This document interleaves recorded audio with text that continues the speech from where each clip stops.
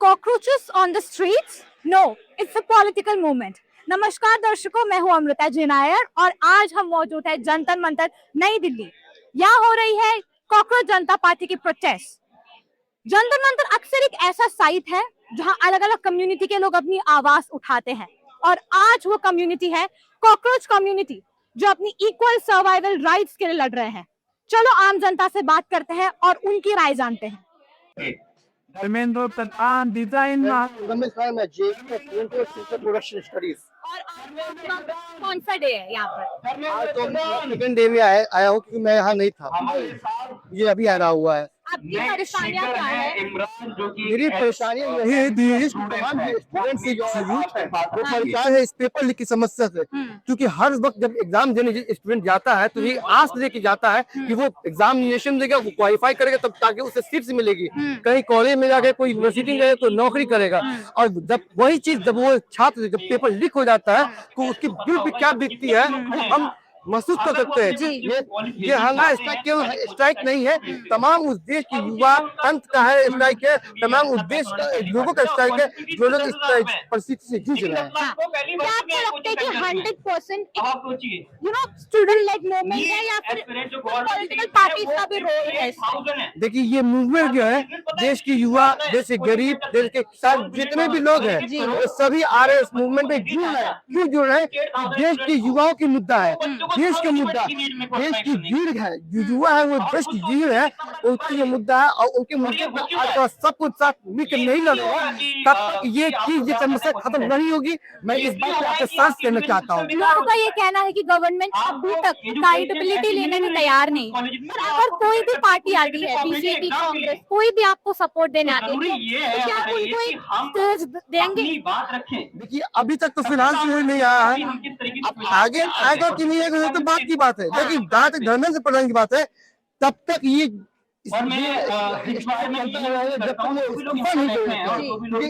इस्तीफे से जो तमाम दिल्ली के 20 लाख से ऊपर जो हर छात्र एग्जामिनेशन देते हैं उनका जो हत्या हुई जो 20 तारीख धर्मेंद्र प्रधान जी की है, उन्हें इस बात को लेकर जिम्मेदारी लेनी होगी, उनको इस्तीफा देना होगा। इस देश की युवाओं की मांग है, इस देश की महिलाओं की मांग है, इस देश में बुजुर्गों की मांग है, सबकी मांग है। Thank you. नमस्कार, आप देख रहे हैं एजीटी न्यूज। अभी हम आपको दिखा रहे हैं स्टूडेंट इंटरव्यू। आपका नाम?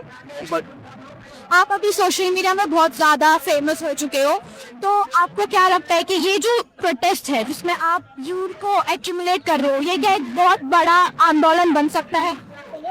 बन नहीं सकता, बन चुका है। पूरे देश के युवा एकत्रित हो रहे हैं, सभी लोग एकत्रित हो रहे हैं। आप आज ने देखा हमारे साथ सोनम वांगचुक जी आज 14वां दिन है उनको, उनके भूख हड़ताल का 22वां दिन हमारे आंदोलन का है। लगातार हम एकजुट हो रहे हैं। सोनम वांगचुक जी जैसे लोग हमारे साथ जुड़े, अभी प्रकाश राज जी आए थे और भी अन्य सांसद आ चुके हैं, जो संजय सिंह आए थे आपके, तो सभी लोग अपना राजनीतिक तोला अलग करके भिन्न भिन्न पार्टियों से लोग आ रहे हैं, भिन्न भिन्न दलों से लोग आ रहे हैं।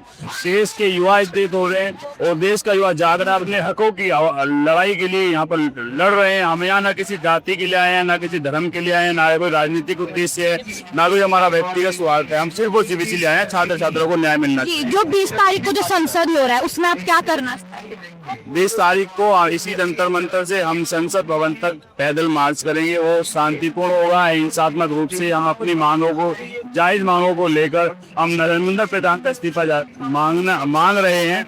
और पिछले 13-14 दिनों से हमारे लोग भूख हड़ताल पर हैं। सोनम वांगचुक जी की तबीयत लगातार गिरती जा रही है, उनका शरीर डाउन होता जा रहा है, लेकिन अभी तक इतने निकम्मे और निर्लज लोग हैं ये लोग, अभी तक चेते नहीं है। एक ऐसा भी नहीं है कि कोई प्रतिनिधि मंडल आकर बात करे या बातचीत की टेबल पर आए। मतलब अंग्रेजों के जमाने में भी अगर लोग भूख हड़ताल या आमरण अनशन करते थे तो वो भी डर जाते थे कि नहीं कोई अप्रिय घटना ना हो जाए और उनकी बात को सुना जाता था। मतलब अंग्रेजों से भी बदतर इन्होंने इस स्थिति को लाकर खड़ा कर दिया है। इसलिए इनके विरुद्ध हम लड़ाई लड़ते रहेंगे जब तक छात्रों को न्याय नहीं मिल जाता, क्योंकि किसी भी देश की रीढ़ होती है शिक्षा व्यवस्था। अगर आप उसी को चौपट कर दिए जा रहे हैं फिर देश का क्या हाल बनेगा। अगर आप किसी देश को आगे लेकर जाना चाहते हैं तो उसके लिए उसकी शिक्षा व्यवस्था को सुदृढ़ होना होगा, जब भी देश सुदृढ़ हो पाएगा, वरना तो फिर अगर किसी देश को, किसी समाज को, किसी कौम को अगर आपको पीछे लेकर जाना है तो उससे शिक्षा की दौलत को छीन लो, शिक्षा व्यवस्था उसकी खराब कर दो, वो सौते ही पीछे की तरफ चला जाएगा। आपने लोगों के लिए इतना खाना पानी का इंतजाम किया है, तो इसका जो फंडिंग है ये सब कहाँ से आ रहा है? सब मिलजुल कर रहे हैं, हम कुछ नहीं कर पा रहे, हमारी कोई हैसियत नहीं है किसी को एक घूंट में पानी पिला सके, किसी को एक दाना भी खिला सके, सब उसकी मर्जी से, उसके आशीर्वाद से सब चल रहा है। लोग यहाँ पर, जो लोग भी यहाँ पर आते हैं अपने बैग में कुछ ना कुछ डालकर लाते हैं, कोई बिस्किट लाता है, कोई नमकीन लाता है, कोई पानी की बोतल्स लाता है, कोई कुछ पैकेट खाना लाता है, कोई घर से कुछ खाना 10-20 लोगों का खाना बना के ले जाता है। तो इस तरह सब मिलजुल कर चल रहा है, ऐसा नहीं कि व्यक्ति विशेष इसको फंड कर रहा है, कहीं बाहर से कोई फंड आ रहा है। और इसमें फंड की हर बार हर व्यक्ति इस और बोल फंड कहाँ से आ रहा है। हम कोई राज्यसभा सांसद खरीद रहे हैं, कोई हमें करोड़ों के फंड की आवश्यकता है, कि आप कोई विधायक खरीद रहे हैं, हॉर्स रेडिंग हम कर रहे हैं, क्या कर रहे हैं जो हमें करोड़ों या हजारों करोड़ के फंड की आवश्यकता है? वो तो आप लोगों का काम है। तो आप फंड कहाँ से लाते हैं, आप बताएं हमें, आप इतना फंड कहाँ से लाते हैं? इतने विधायकों को 50-50 करोड़ देते हैं, 100-100 करोड़ देते हैं। हम चाहते हैं कि शिक्षा व्यवस्था में परिवर्तन होना चाहिए, और छात्र छात्राओं के साथ जो अहित हो रहा है, उनके साथ जो अन्याय हो रहा है, उनके साथ न्याय होना चाहिए।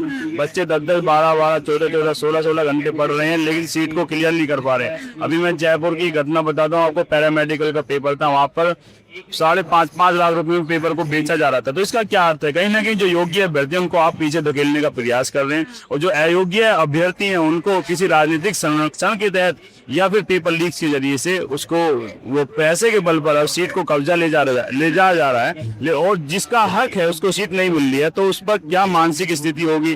आप उसको मानसिक रूप से प्रताड़ित कर रहे हैं। वो हकदार था सीट का, लेकिन उसके हक की सीट को छीन कर ले जा रहा है पैसे के बल पर या राजनीतिक संरक्षण के तहत। तो ऐसे कैसे देश को आगे बढ़ाए? कब तक देश को हिंदू मुस्लिम के झूठे नैरेटिव में फंसाइएगा, कब तक जात पात के में लड़ाइएगा? इसलिए हम चाहते हैं, हमारी सामूहिक रूप से यही मांग है, नाम किसी यहाँ पर किसी जाति के लिए आए हैं, ना किसी धर्म के लिए आए हैं, ना कोई राजनीतिक उद्देश्य है, ना ही कोई व्यक्तिगत स्वार्थ है, सिर्फ और सिर्फ एक ही मांग है। और हम अपनी जायज मांगों को लेकर आए हैं, और हम गांधी सिद्धांत अपनी मांगों को लेकर अड़े हुए हैं कि हमें न्याय मिलना चाहिए। उसी को लेकर मैं आपके चैनल के माध्यम से अपने सभी दर्शकों को बताना चाहता हूं कि 20 तारीख को हमारे साथ अवश्य जुड़ें। जो लोग जॉब्स पर हैं वो छुट्टी के लिए अप्लाई करें, जो लोग कारोबारी हैं, बिजनेसमैन हैं, वो अपने शेड्यूल को थोड़ा आगे पीछे कर 20 तारीख को हमारे साथ अवश्य जुड़ें।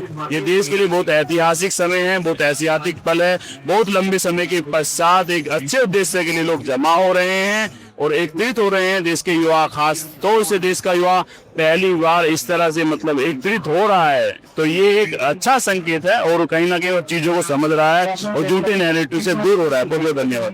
Thank you.